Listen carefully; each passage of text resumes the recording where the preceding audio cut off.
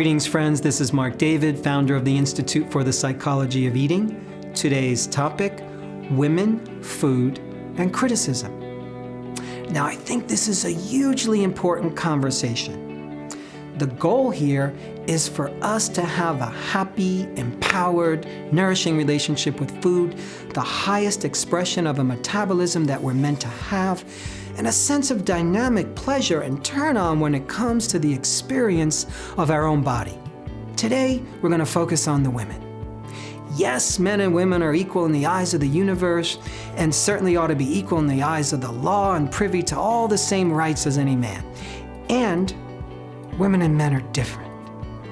So I'm going to speak in generalities about women, so not everything I say applies to all women.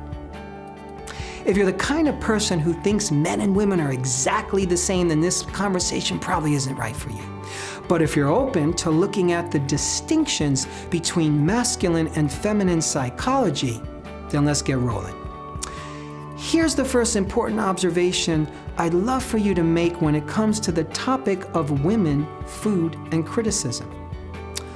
The feminine psyche, so it seems, is quite vulnerable to criticism of body, beauty, and weight. That just is.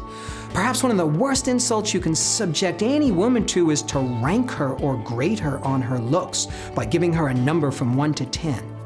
This is an awful affront to the feminine psyche. I know girls and women who've been crushed in high school or junior high school or college when a group of guys starts yelling out numbers as women pass by 5 or 6 or 7 or 8. I think you get the picture.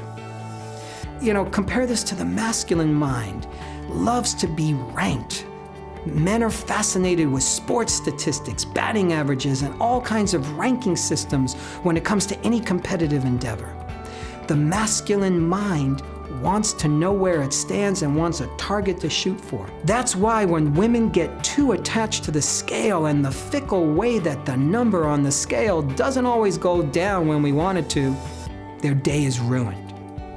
The feminine psyche clearly responds to praise. That's when it rises to the occasion. That's when it glows and gets all happy. That's when the feminine psyche can relax into its own beauty and radiance and feel seen and appreciated.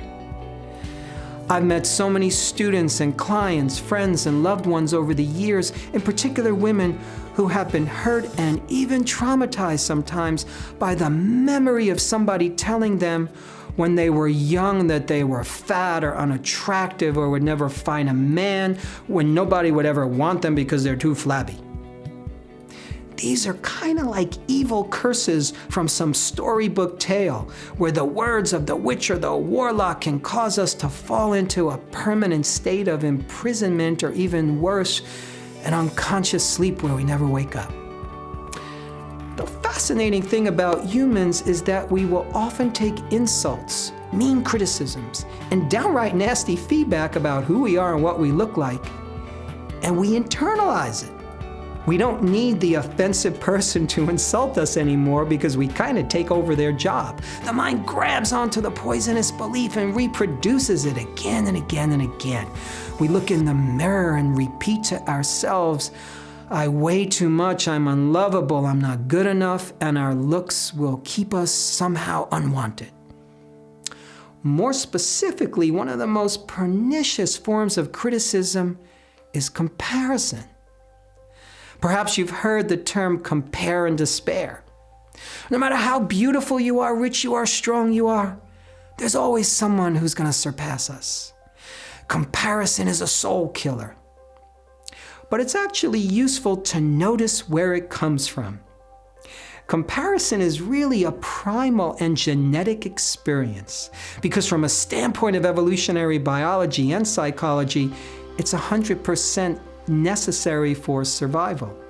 You need to know if the creature you're about to fight is bigger than you, faster than you, or stronger than you. So you have to compare and then make your choice from there because it can mean life or death. I want to repeat that again. Your comparison could mean life and death. Now, what happens is that many women make beauty or a certain weight or a certain shape a matter of survival. They literally drop into their survival brain which means stress physiology and stress chemistry, and they believe that if they don't have the right looks, then somehow this means our demise. No love, no relationship, no protection, no security, no intimacy, nothing. Might as well be dead. And this physiologic stress response, especially when constant and chronic, can lead to digestive woes, weight gain, inability to lose weight, nutrient excretion, decreased calorie burning capacity, largely driven by insulin, cortisol, and inflammation. So if you're going to do lots of comparison and make yourself miserable in the act, then consider that the stress chemistry you're creating is taking you in the opposite direction of where you truly want to go. So I'm suggesting to you that the worst of all criticisms lives inside of our own minds, and it operates like a parasite that eats away at us. So if you're a woman who's doing battle with weight or your shape or your looks or your beauty, if you compare and despair, if you have challenges around body image, then you owe it to yourself to understand that you're attacking self in a very vulnerable place. You are hitting where it hurts. You're using the kind of measurements that will likely never leave you happy. You're affirming that who you are right now is not lovable. And if you can only morph your body so it's perfect, then and only then can you be happy and lovable. But that day never comes, and you deserve better. It's time to begin to take greater and greater responsibility for decommissioning the outdated criticisms that live inside your mind, torturing you and keeping you from your happiness and your destiny. So what's the antidote? You know it. More self-love, more kindness, more compliments to self, and gratitude for what you have. Really. Be as kind to yourself with your words and your thoughts as you would to any of your friends or loved ones, and your life will transform.